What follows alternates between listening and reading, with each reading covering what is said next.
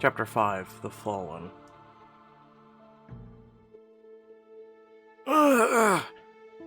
No.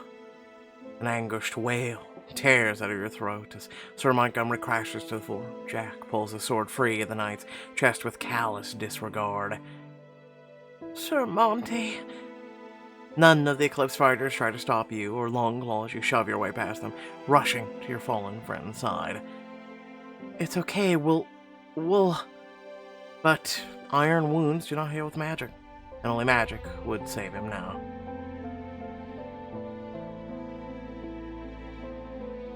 Just please hold on, dear Monty, please. Sir Monty's hand weakly covers yours as you and Longclaw try to stem the bleeding, but it's too much blood too fast, and you know you are witnessing his last breath. Your Grace, Your Highness, forgive me. It was not my secret to tell. I promised her I would never speak of. His raspy breath shudders, and his eyelids flicker closed. You squeeze Sir Monty's gnarled hand as strength drains from him at long last. Sir Monty, you served your prince to the end. There is nothing to forgive, noble knight. You did your duty. Your eyes blur with hot tears as Longclaw collapses, loudly weeping over Sir Montgomery's body. If only it wasn't iron, we could... There's a stark, ominous silence at your back. Jack stares, unmoving, your friend's lifeblood still dripping from his sword. Past him, Kieran lies bleeding, broken, groaning incoherently. Ella. With trembling hands, you take Sir Monty's sword, stumbling to your feet as you place yourself between Jack and Kieran. Is this what you came for? Is this what your movement is all about? The murder of a noble-hearted mortals who never did a day of wrong in their life? If you want Kieran, you'll have to strike me down next to get to him. Jack's fighters look to him uncertainly, while disheveled Fey nobility wobble unsteadily behind them. The only sound is that of Longclaw's weeping. There's a strangely troubled expression on Jack's face as he looks at Sir Monty's limp form.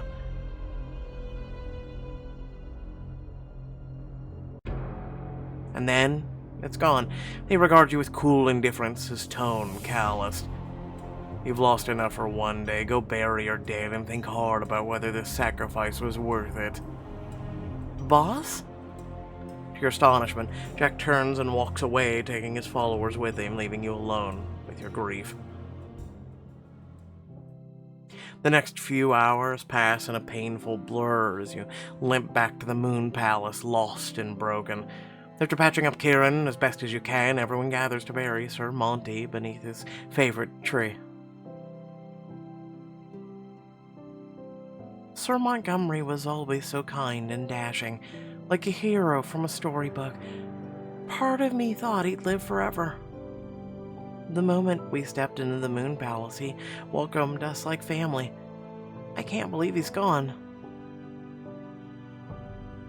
Hand in hand, the two women step forward, each placing a small token on Sir Monty's grave. Kieran stands at your side, as cold and still as stone.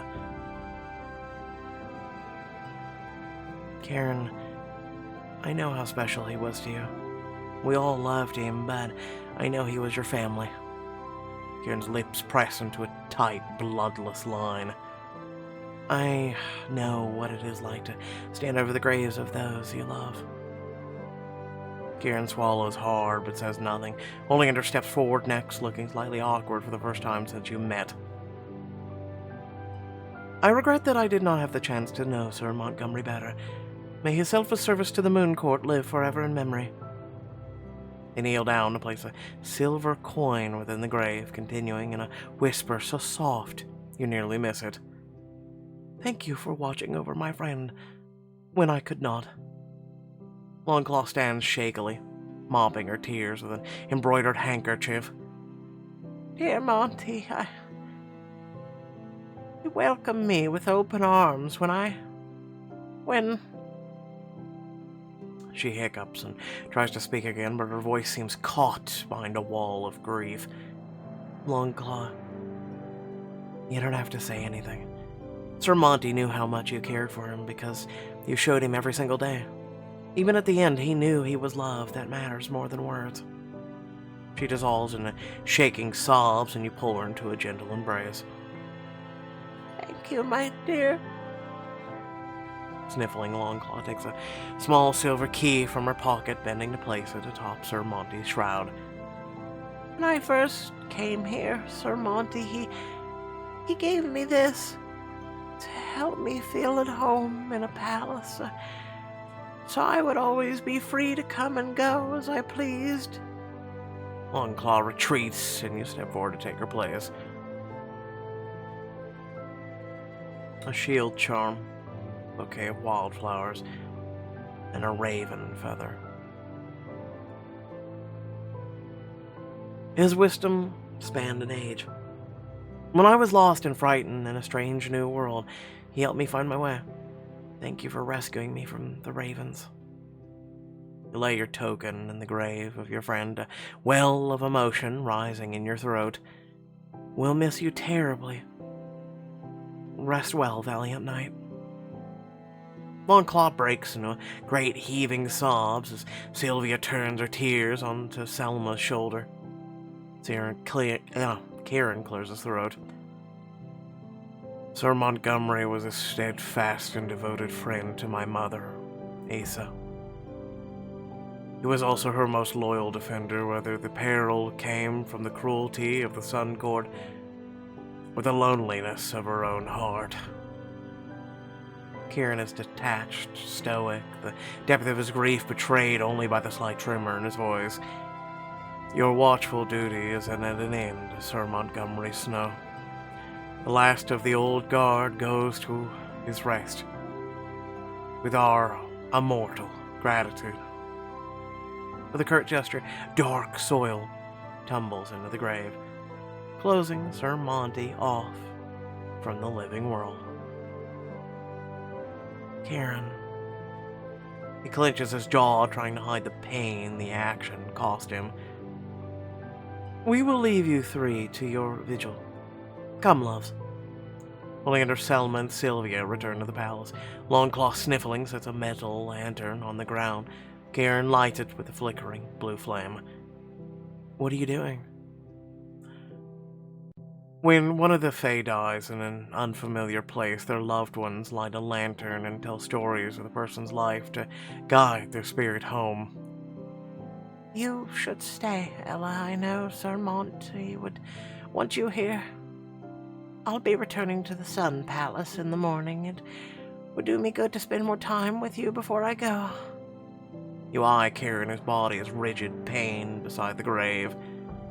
Keep vigil with the last original moon court, and recall fond memories of your friend to guide him home to you. Of course I will. You settle down at the head of Sir Monty's grave between Longclaw and Kieran. How do we, where do I start? We spend this time sharing stories and happy memories. And our love, combined with the light of the lantern, creates a beacon to show his spirit the way home. When the fire of the lantern flares, we'll know he has returned to us. That's a beautiful tradition. Perhaps you could start us off. Longclaw inhales shakily and blows her nose, attempting a watery smile. Sir Monty was the one who found me wandering the woods after many months of living as a bear. I'd half forgotten who I truly was, and I was living like a wild beast. I roared at him. She gives a little embarrassed laugh. I've seen you angry, and still I can hardly imagine you roaring at Sir Monty. What happened after that? He was a fierce hunter, and could have easily struck me down.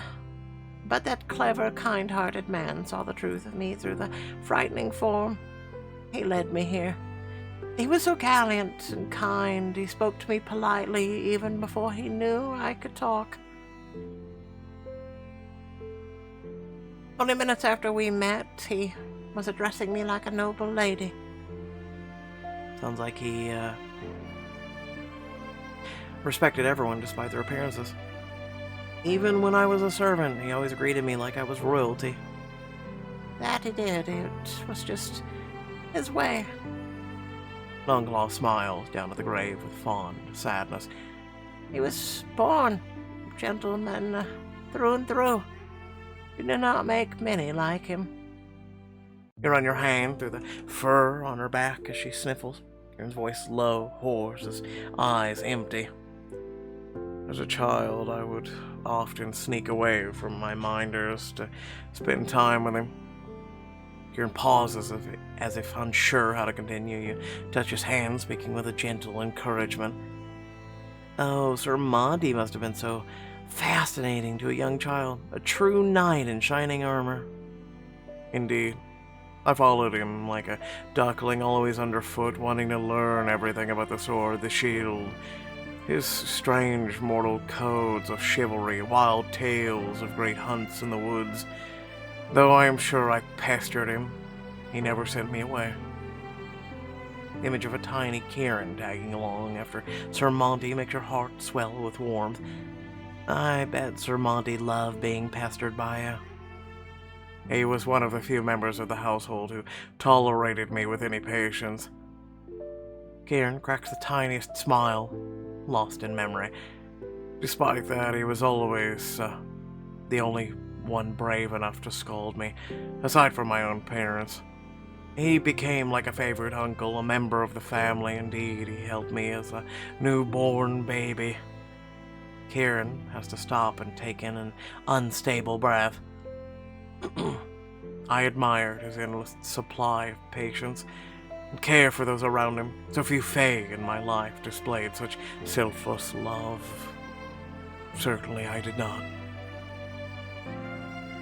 I know he must have loved you just as deeply. I took that love for granted, believing that he would always be there, knowing he would never abandon me, no matter how disagreeable, stubborn, or entitled my behavior. I did not always treat him with the respect he deserved. I shudder to recall my mistreatment of him when I was cursed. Sir Monty never held any of it against you. He knew what you were going through. He always believed that you would come back someday. His throat works soundlessly. He falls into silence. I suppose it's my turn. My favorite memory of Sir Monty is when he saved me from the ravens. In my earliest days here, I was so frightened and angry and out of my depth. When the ravens came after me, I thought I had reached my limit. But Sir Monty sat me down, brushed me off, and encouraged me. He told me we mortals need to stick together. And he told me adorable stories of Kieran as a child, making me smile, helping me feel safe and less alone. He stroked the back of Kieran's chilled fingers. When I was frightened of the cold, powerful night prince, Monty was the one who told me that a man I was seeing wasn't your true self. His love for you showed through, his loyalty a testament to the person he knew you to be. Longclaw like gas gripping your hand as the flame in the lantern flickers and flares brightly. Oh. The flame dies back down again a moment later, and happy tears stream down Longclaw's snout. Welcome home, Sir Monty.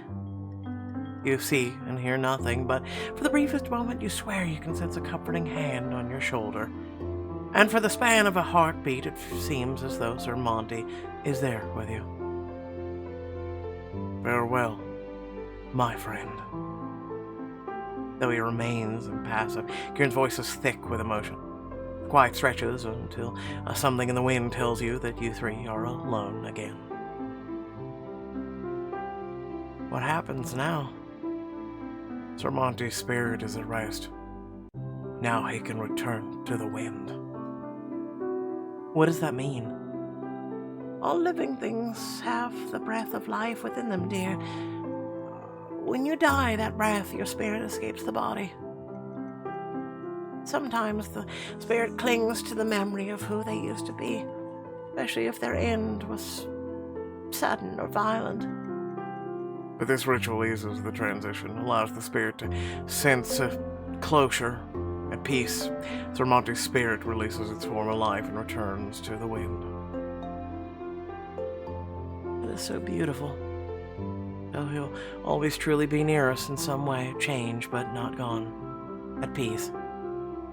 Yes, I like to imagine those I've lost are present in every breath. They give us life, become a part of us.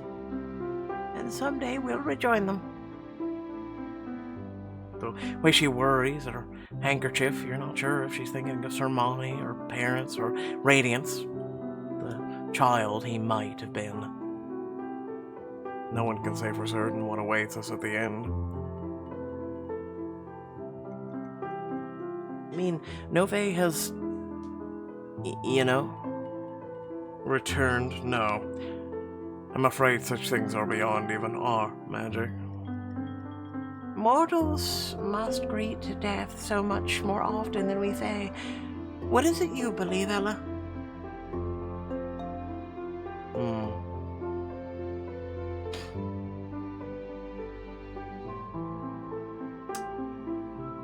This is a tough one. It's something I've thought about quite often.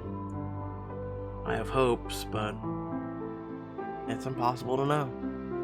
While we're alive, it does no good to concern ourselves with what happens after death.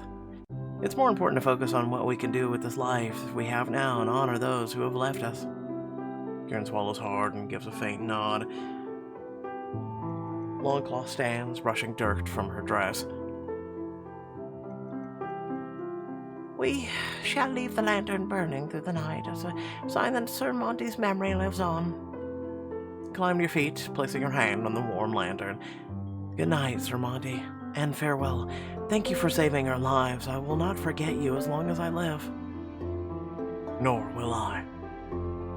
As you link your arms with Longclaw and go inside, Kieran remains rooted to the spot. Are you coming, my love? Go up without me. I wish to remain at his side a little longer. Eyes hot with tears, you can only nod in silence and leave him to a final, private goodbye.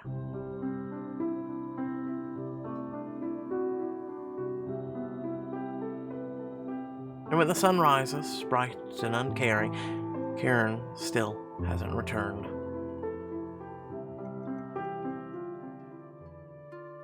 You're searching, frustrated, up and down the halls of the palace when Olander appears heading in the opposite direction. Olander, have you seen Kieran? He didn't come to bed last night. Ah, well, as you can see, I am not in possession of your lost prince, so perhaps if you seek him elsewhere. Olander, wait. Stop them as they attempt to brush past you, stealing yourself. You've known Kieran since you were young, right? Before he was cursed? Yes, we met shortly after the death of his father. Why? I'm trying to understand how to help him right now. You're one of the only few people who truly understands him, maybe in some ways better than I do. I hoped you might have some advice. What was Kieran like when he was younger?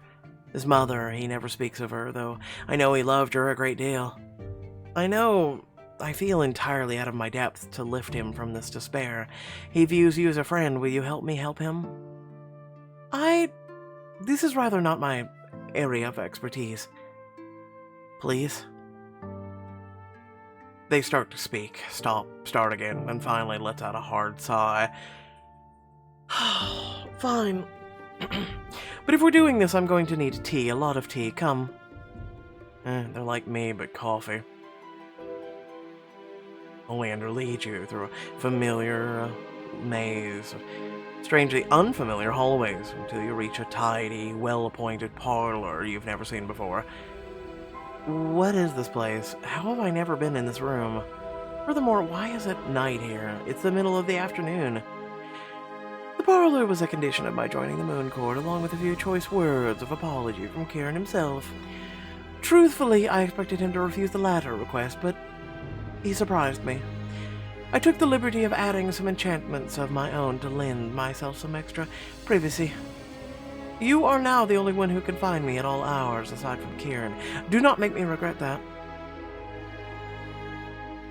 I wouldn't mind a place that was nighttime all the time. Olander sits at a low table and begins to methodically prepare the tea, heating it with a wave of their hand. Tea, and lots of it. So why the perpetual night? I simply prefer the quiet and peace of it. Easier to concentrate, I suppose. It makes sense now why I never quite fit in at the Sun Palace. You sit across from them, watching Olander's precise motions with some fascination. Is that where you met Kieran? Kieran was a regular sight in those halls before the curse. The relationship between the courts back then was slightly more cordial, but only just. Of course, we know now that those little niceties were all part of the Sun Court's extremely short-sighted plot to destroy Kieran's family.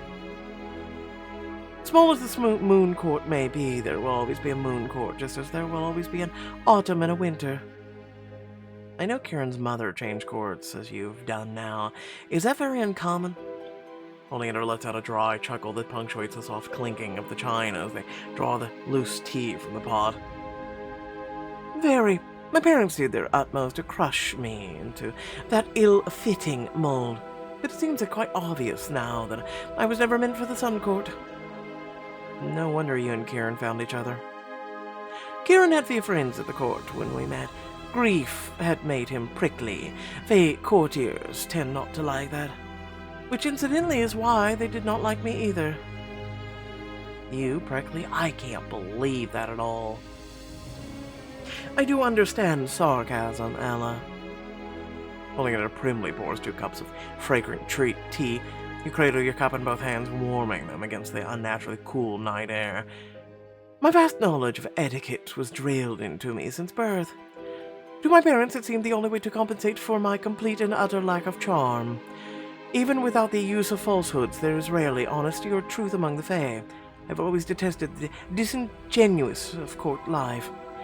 In that way, Kieran and I were alike. Eventually, we became close.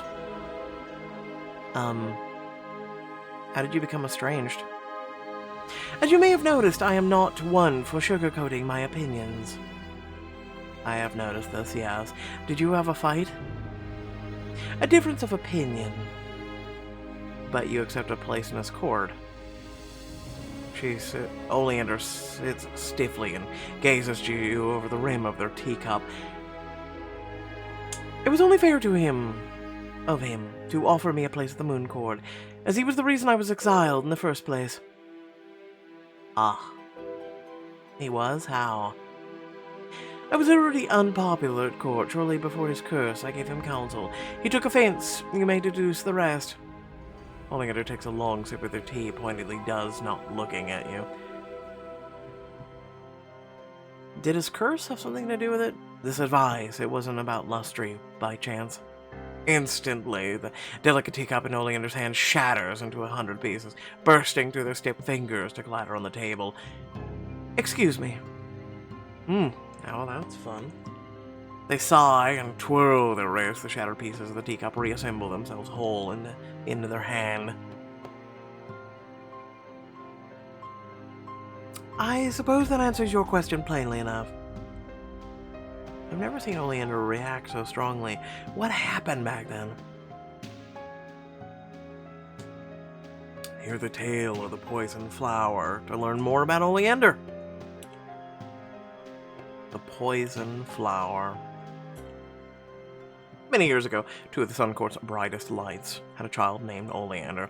Upon the child, they placed every one of their hopes, aspirations, and lofty ambitions. Their parents employed an endless parade of tutors, of relentlessly to drill young Olander in proper behavior in an attempt to prepare them for the rigid life at court. Olander was a bright and studious child, but to their parents' frustration, they had no interest in rising within the social hierarchy. Though never cruel or impolite, Olander had no patience for the backstabbing or duplicitous political games of the Sun Court, and their direct nature earned them no friendships. To become a habit for young Olander to escape the tiresome charade of court, to find a favorite hiding spot in the Sun Palace gardens. But one day, rather than finding their desired solitude, Olander instead found the Night Prince seeking the same respite. Their similar natures clashed at first, but slowly a prince, noble, outcast, recognized in each other a kindred spirit, an understanding they found with no one else. Little by little, they drew each other out. The court approved of Kieran's changed behavior, and with a friend at their side, courtly events became bearable. The pair grew inseparable, until Lustry. Oleander, by now a master at seeing truth between or beneath pretty court artifice, was vocal in their mistrust of the princess. But Kieran was infatuated and would hear no objection. The friction grew into a wedge between them.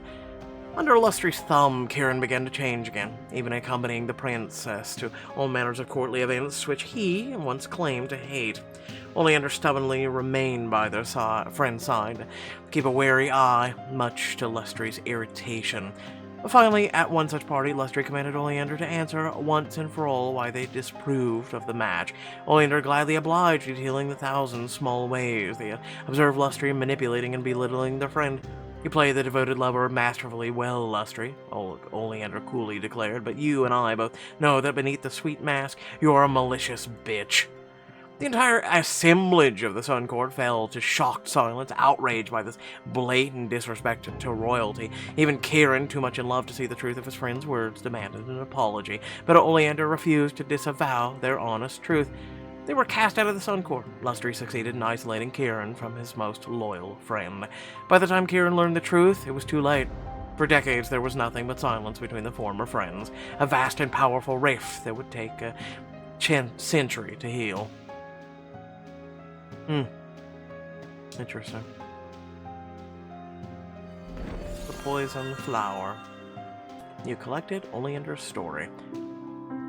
Regardless, it's in the past. Fae do not have the luxury of holding lifelong grudges.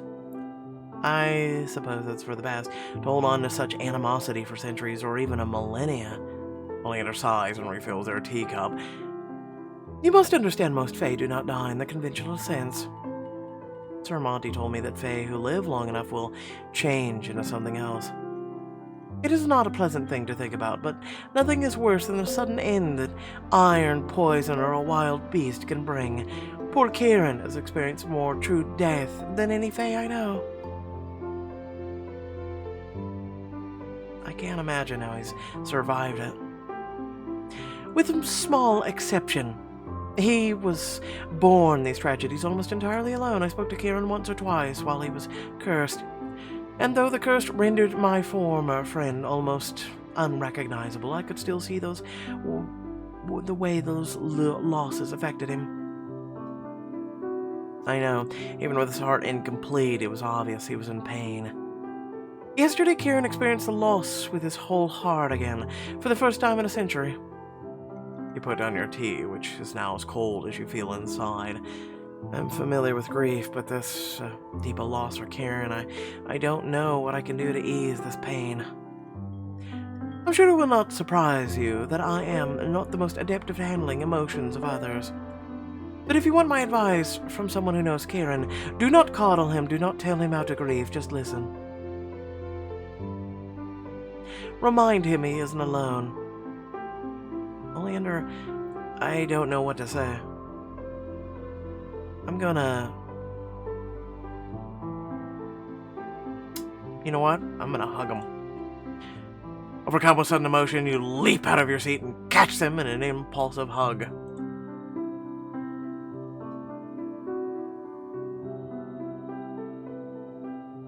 Right! This is not entirely proper, but very well. As you pull away, Olander pointedly straightens her muse closing. Thank you would have been sufficient, Your Grace. Thank you, Olander, I mean it. Olander's mouth quirks into a small, reluctant smile for just a moment before they quash it. If you're not going to drink that, then run along now and find your wayward prince before we lose him entirely to the doldrums. My cup, no time to finish.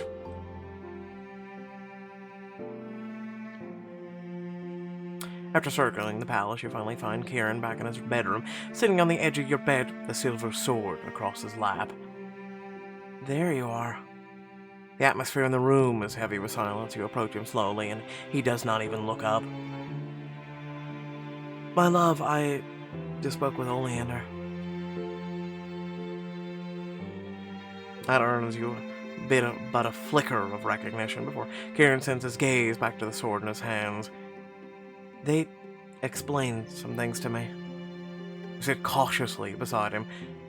I've never seen that sword before. It was the first sword Sir Montgomery gave me as a child. Kieran runs his hands idly over the blade, not seeming to notice when he nicks a fingertip on the jagged edge. Sir Montgomery never attempted to replace my father after his death, but I grew to think of him as family all the same.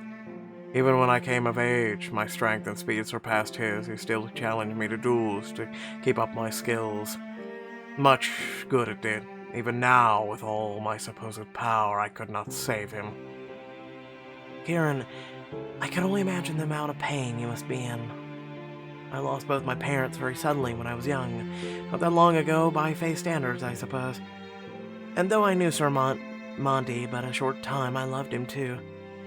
You lay your hand atop Kieran's, watching as the slice across his fingertip seals itself. I just want you to know I'm here for whatever you need. I don't even know what I need. I spent so many decades with bits and pieces of heart, and now everything is just so much. I don't have the words to explain this. When my parents died, I mostly felt numb. I drifted along for weeks, months, unable to feel anything but empty. You did. I think maybe I couldn't handle so much grief all at once. The sadness would creep in when I least expected it, and each time it threatened to drown me. It was as though I tried to shield myself from the pain. Gradually, though, I was able to mourn openly and talk about them. And bit by bit, I started to living my life again, without every moment weighing down by grief and guilt. However you feel, Kieran, it's alright to feel it. And I promise you, you're safe to express it. I'm here, no matter what. You won't frighten me or drive me away. Kieran takes a slow, pained breath. Everything you said rings true, Ella. You are ever the light of hope in my life. I remember all too well what it felt like to drift alone in the dark, but you aren't alone, Kieran. His eyes, dark, lock on yours, and slowly lifts your hand to his lips to press a soft kiss to your knuckles. For a Fae, I am young yet, but even in that time I have lost nearly everything and everyone most precious to me. When I think about the future and possibility of losing you, I can't bear it, Ella.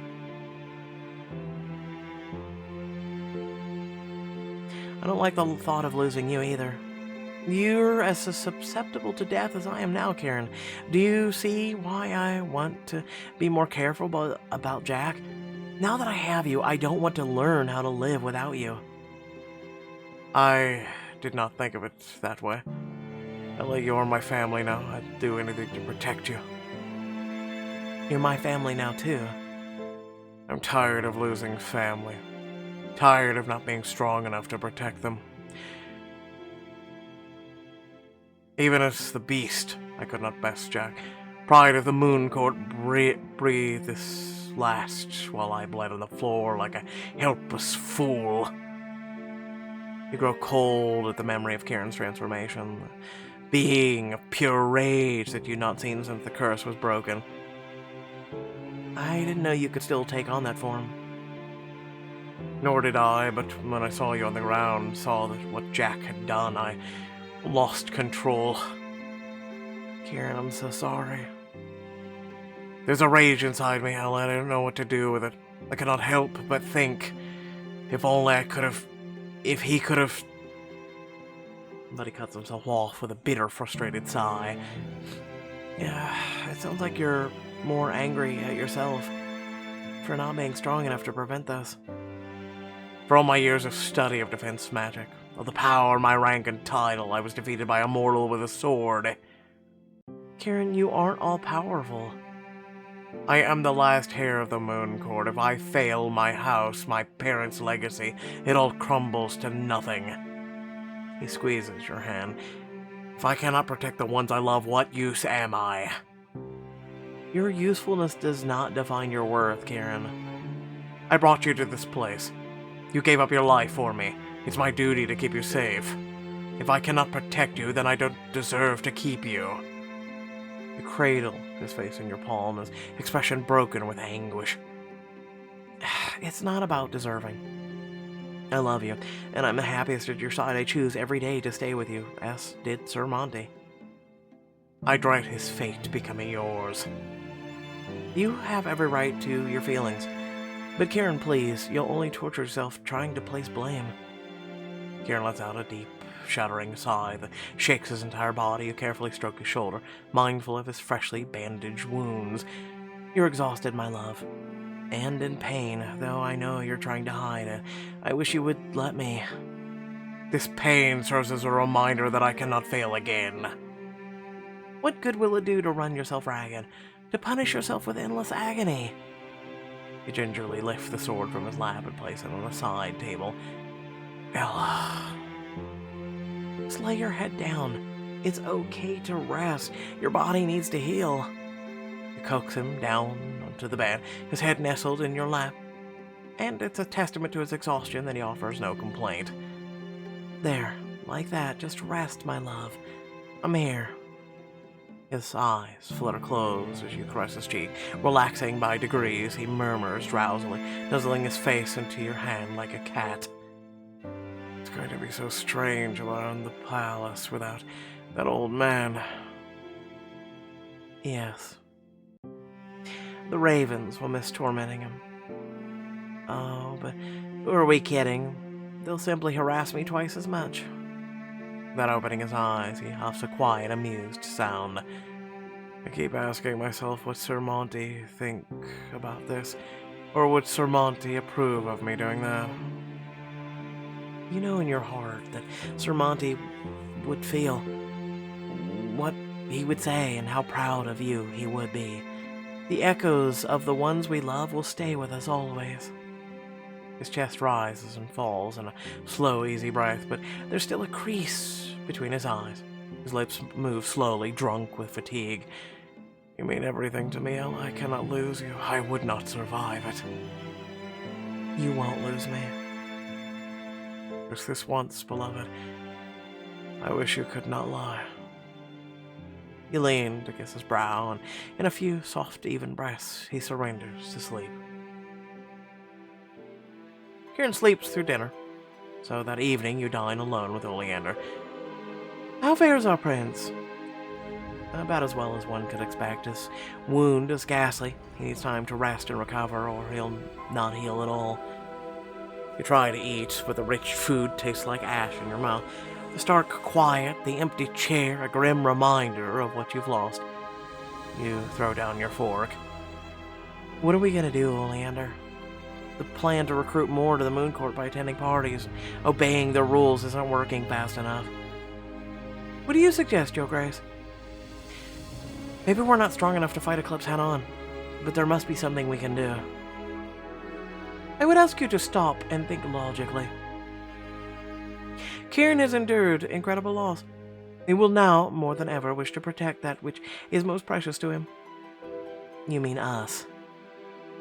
You and I are the only family he has left. Kieran will flatly and stubbornly refuse any action that would put us at risk.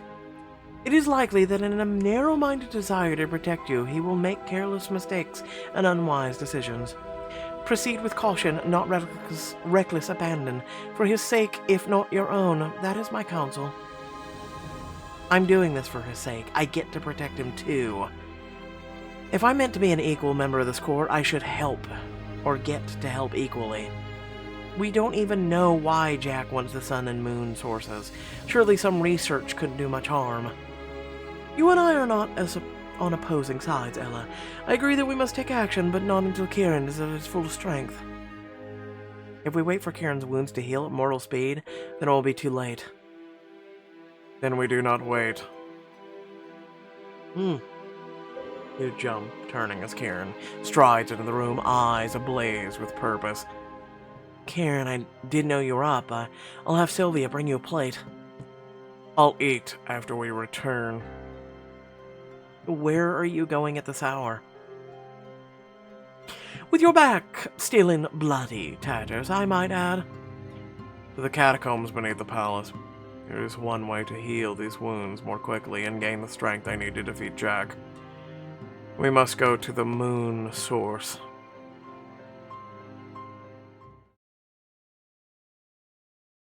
Well, with that being said, thank you all for watching. Please remember to like, share, and subscribe. Head down in the description. Plenty of things to do, ways to support the channel, and yeah, also ways to become a more intricate part of this family that we have here.